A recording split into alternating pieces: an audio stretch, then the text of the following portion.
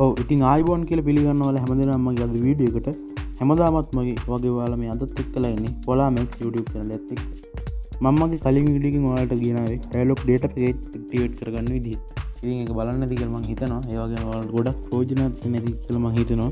තාමත් ඒක බැලුවේ නැත්නම් පල්ලෙහා description එකේ link එක ඇති අනිවාර්යෙන් ගිහලා බලන්න. ඉතින් මම අද ඔයාලට ගේන්න හිතුවේ කොහොමද අපි අපේ YouTube channel එකේ තියෙන වීඩියෝස් වලට thumbnail එක නිර්මාණය කරගන්න කියලා.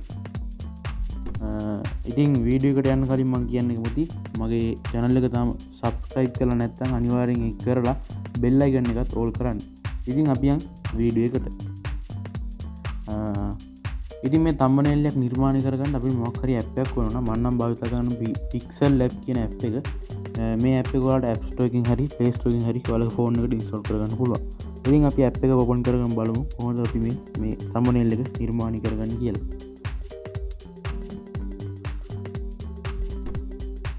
ඔව් මෙහෙම තමයි app එක open වෙන්නේ.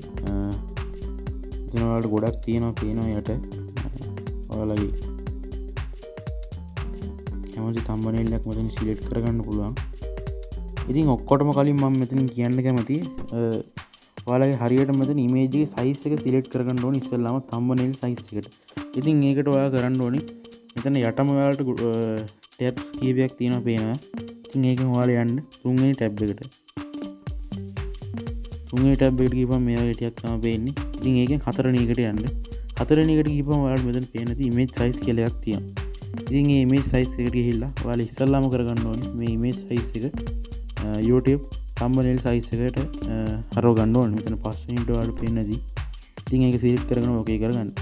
ඔව් දැන් අපිට පේනවා YouTube thumbnail size එකට තමයි මේ image එක ඇවිල්ලා තියෙන්නේ.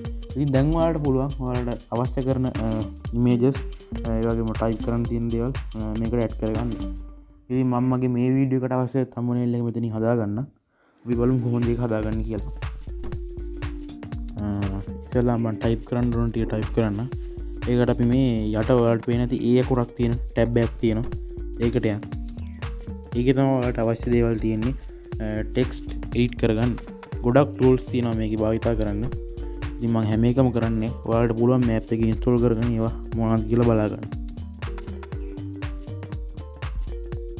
මම දැන් type කරන්න මට ඕන එක. ඔව් new text කියන තැන දෙපාරක් touch කරන්න. එතකොට ඔයාලට මේ වගේ tab එකක් තමයි open වෙන්නේ. ඊට පස්සේ ඔයාලා කරන්න ඕනේ මෙතන ඔයාලට ඕන එක type කරගන්න ඕනේ.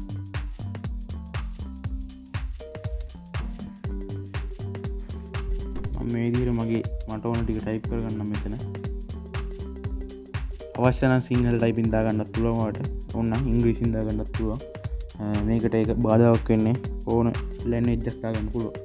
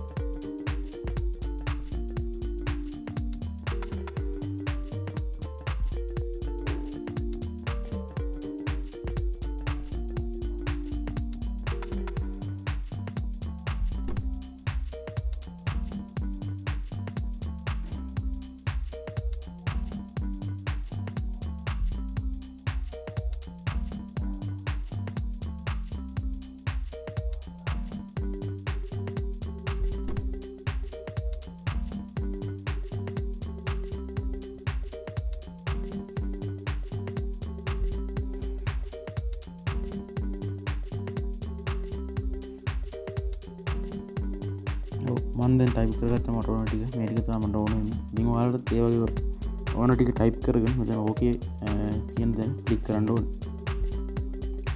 ඉතින් මේ වගේ තමයි ගොඩක් ලොකුවට තමයි මේක පේන්නේ. ඔයාලා හරියට මේක ඇඩ්ජස්ට් කරගෙන හදා ගන්න ඕනේ. ඉතින් මම මේක මේ විදිහට හදා ගන්නවා. ඔව් පේන ඇති ගොඩක් ලොකුවට තමයි මේක තියෙන්නේ.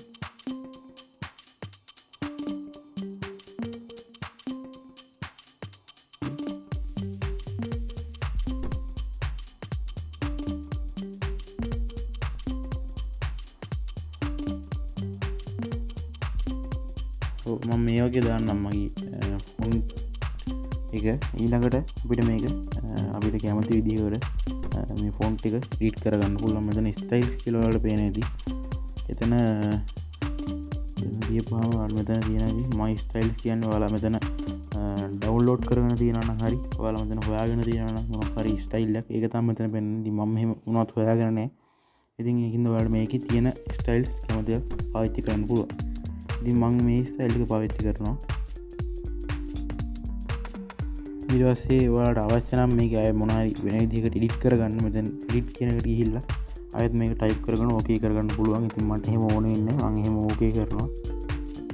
ඒ වගේම ඔයාලට මේක එපා කියලා හිතනවා නම් මේක ඩිලීට් කරගන්නත් මෙතන ඩිලීට් කියන එක ඔබලා ඩිලීට් කරගන්නත් පුළුවන්. ඉතින් ඊළඟට මේ පොසිෂන් එක වෙනස් කරන්න ඒ වගේ දේවල් තමයි ගොඩක් තියෙන්නේ. ගොඩක් ටූල්ස් තියෙනවා මේකේ එඩිට් කරගන්න. ඉතින් මට ඕන ටික විතරක් බලන්නම්. ඔයාලා මේ ඇප් එක දාගෙන ඉන්ස්ටෝල් කරගෙන ඔයාලගේ ෆෝන් එකට මොනවද තියෙන්නේ කියලා බලාගන්න. කලර් එකක් දාගන්න පුළුවන් අපිට.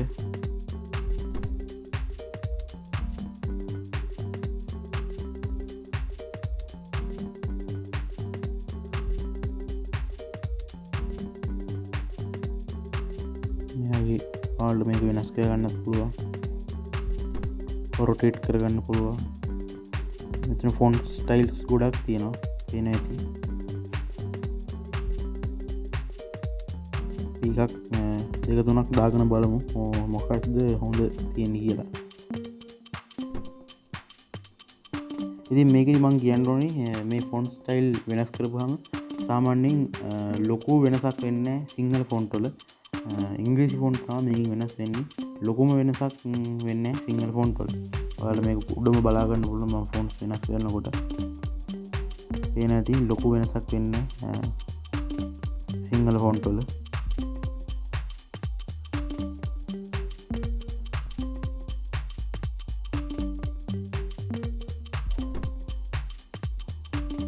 මේක දාගමු ඉතින් අපි බෑග්‍රවුන්ඩ් එක ඔයාලා දාගන්න පුළුවන් මෙහෙම වුණා. එතනින් එහා හැම එකක්ම ඔයාලට තියෙන්නේ අවශ්‍ය එක enable කරගන්න තමයි. shadows දාගන්න පුළුවන්. inner shadows, out shadows.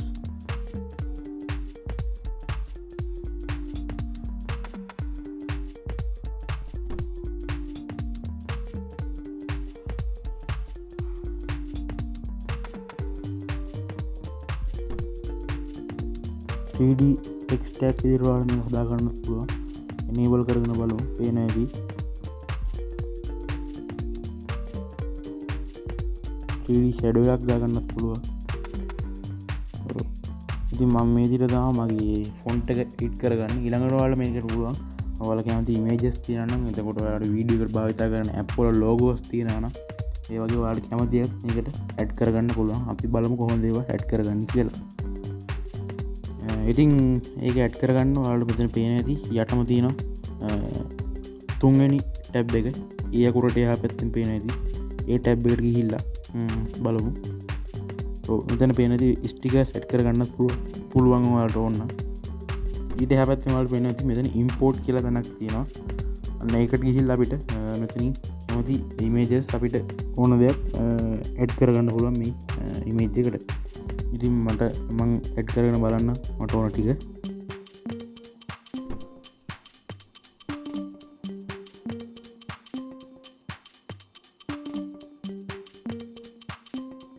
මේක ඇඩ් කරගමු.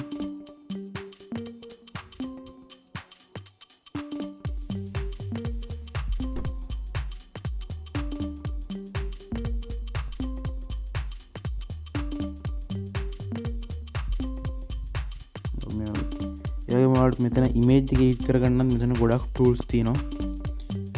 ඉරේස් එකක් භාවිතා කරන්න පුළුවන්. ඔයාලට බෑග්ග්‍රවුන්ඩ් එක ඉරේස් කරගන්න ඕන නම් මේ වගේ කැමති විදිහකට මම නම් ඉරේස් කරගන්නේ.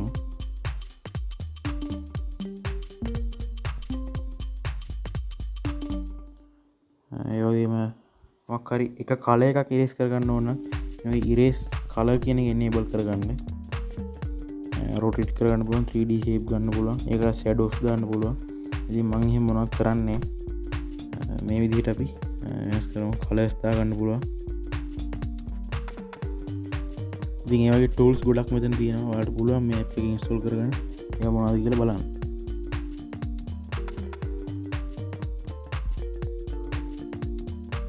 ඊළඟට අපි මේකේ මේ ඉමේජ් එකෙන් බෑග්ග්‍රවුන්ඩ් එක වෙනස් කරගන්න බලමු. මේ මම ඇඩ් කරපු ඉමේජ් එකේ පාටට ගැලපෙන විදිහට. ඒකට ඔයාලා මෙතන හතරවෙනි ටැබ් එකට ගිහිල්ලා මෙතන කලර් කියන ටූල් එකට යන්න. එතකොට ගියපුවම පේන ඇති මෙතන ගොඩක් තියෙනවා බෑග්ග්‍රවුන්ඩ් එක වෙනස් කරගන්න. ඉතින් මම මෙහෙම එක විදිහක් කරන්න. මම හිතනවා මේක මට හොඳයි වෙන්නේ. ඉතින් ඒක අපි සිලෙක්ට් කරගමු.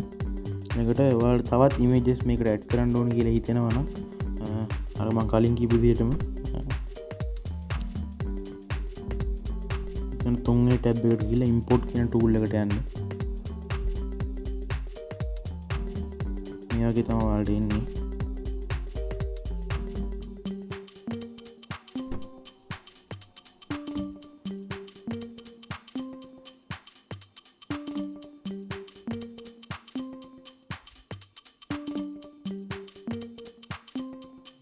මම ඇඩ් කරගන්න. ඒ මෙතන පොඩ්ඩක් සාමාන්‍ය පොඩි ඉඩක් තියෙන ඉඳලා මේක ඇඩ්ජස්ට් කරගන්න වෙනවා.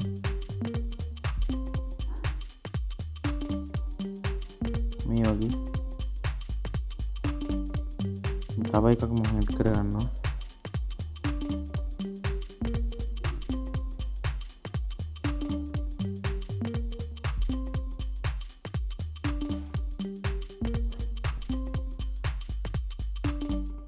මෙතනින් ඔයාලට මේ සයිස් එක එඩිට් කරගන්න පුළුවන්. ඉතින් මම එහෙම මොනවද කරන්නේ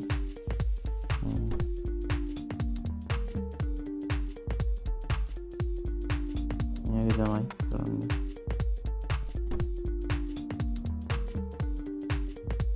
ඔයාලට මේ විදිහට ඔයාලට ඕන විදිහකට මේක ඇඩ් කරගන්න, ෆොන්ට්ස් වෙනස් කරගන්න මේ ඇප් එකෙන් හරිම ලේසියෙන් ඔයාලගේ YouTube thumbnail එක හදාගන්න පුළුවන්.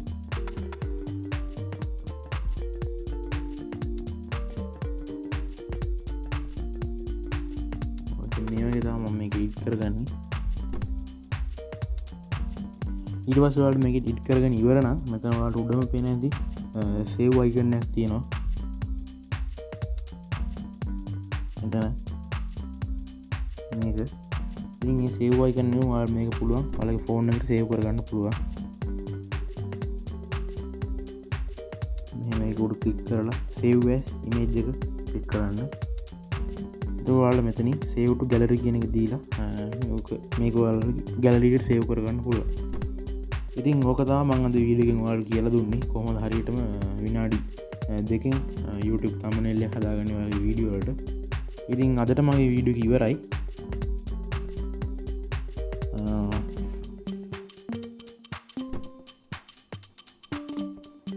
වීඩියෝ හොඳ නම් අනිවාර්යෙන් පල්ලෙන් කමෙන්ට් කරන්න, ඒ වගේම ලයික් කරන්න, අනිවාර්යෙන් ෂෙයා කරන්න අමතක කරන්න එපා. ඒ වගේම ඉස්සෙල්ලා කිව්වා වගේ මම ආයෙත් කියන්නේ මගේ channel එක තාම subscribe කරලා නැත්නම් අනිවාර්යෙන් එක් කරලා bell icon එකත් ඕල් කරන්න.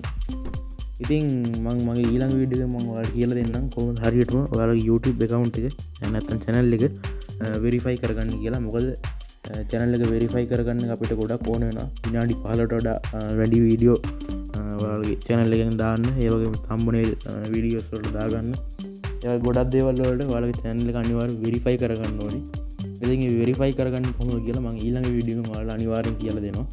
ඉතින් ඒක ඒ වීඩියෝ එක බලාපොරොත්තුෙන් ඉන්න. මගේ අද වීඩියෝ එකත් එක්ක එකතු වෙන ඔයාලට ස්තුතියි. හැමෝටම සුබ දවසක්.